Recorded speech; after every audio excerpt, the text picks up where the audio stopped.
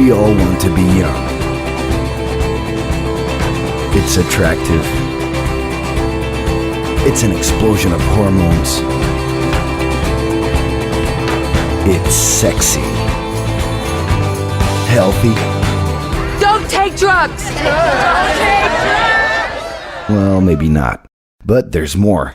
Young people represent new languages and behaviors, and they're directly influencing consumer habits. They're positioned at the top of the influence pyramid, and are aspirational to those younger than them, and inspirational to the older. Today's young generation, known as Generation Y, G, we, globalists, digital youth, millennials, whatever, is the largest in absolute numbers on a global perspective. And they have crazy buying power when compared to their parents when they were young. It's funny because this important role of the youth today has its roots precisely in the baby boomer generation. They were born in the post-World War II, in the 40s and 50s. Insecure and impatient, they pushed for big changes.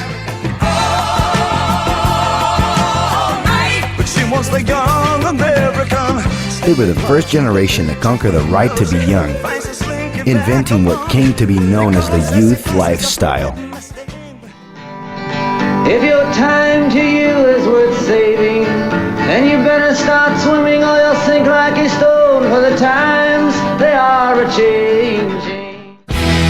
They were handed the keys to the house and the freedom to come and go. They took over the academic centers, big festivals, and streets. Because of this, they were nicknamed Liberated Youth. From the outside, it seemed they were a little nutty, but the talk of peace, love, free sex, and flower power stayed influencing behavior till today. And actually, all of that must have been pretty fun.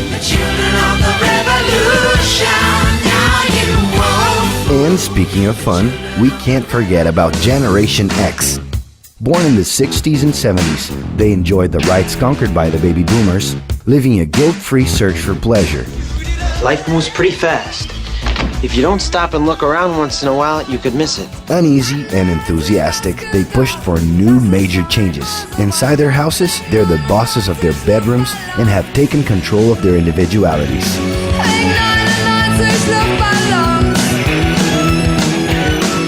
Generation X is in love with stereotypes, fed by marketing and publicity boom.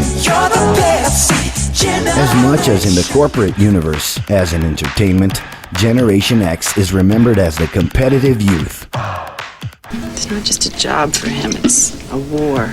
But now is a whole different game. Young people have changed the rules again.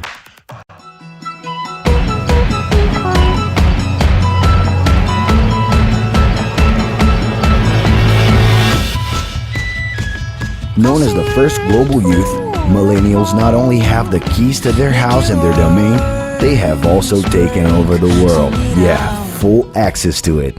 Steered by the internet, their identities are transcending the place they're from.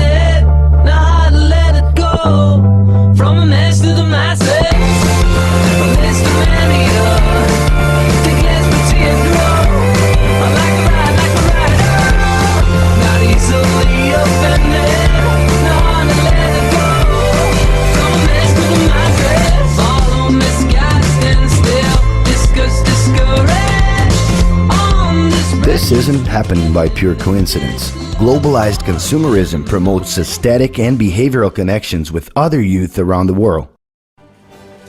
The internet is allowing personal content to gain stratospheric dimensions, where everything can be remixed. Whoa, that's a full rainbow. All the way. Double rainbow. Oh my God.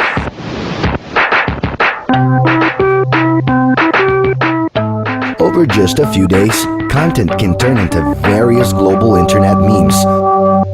Double rainbow all the way across the sky. Yeah, yeah. He's climbing in your windows, he's snatching your people up, trying to rape them, so y'all need to hide your kids, hide your wife, hide your Also kids. acquiring relevance outside of the network.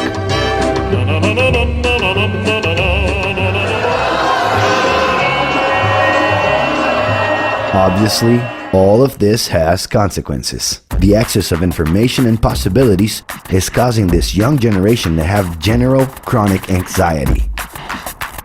It's getting more and more necessary for them to choose the right filters to organize their experiences with all of that content and people in their lives.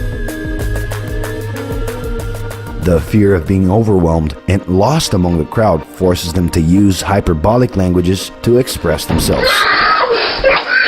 I am so in love with Twilight. Leave Billy alone!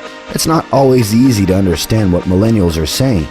That's because they've developed a non-linear way of thinking that exactly reflects the language of the internet, where an infinity of subjects can be followed at the same time.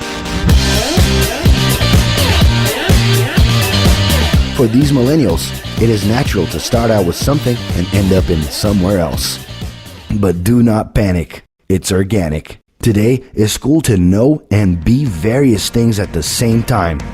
It's a lot different than in the 80s when young people had radical vision about the power of groups. You were one thing or another. In the 90s, the power of the tribes was no longer such a cool thing to be associated with. Some started calling themselves normal in order to pass through the different groups. Today, being normal has become boring. And in spite of neutralizing differences, it is cool to express them. All the single ladies, all the single ladies, all the single ladies, all the single ladies, all the single ladies, all the single ladies, all the single ladies. It is possible to be a surfer, DJ, rocker, nerd, cinephile, designer at the same time. We're talking about the most plural youth generation in history. It is a plurality which guarantees that the young can simultaneously recognize themselves even with their personal differences. Their new extended social network has resulted in a bigger number of short-term style personal relationships. It is also visible in their work, in which traditional career plans and hierarchical systems are losing strength. More and more, they want to unite work with pleasure.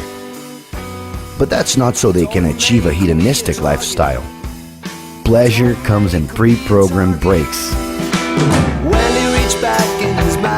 Young millennials are pragmatic.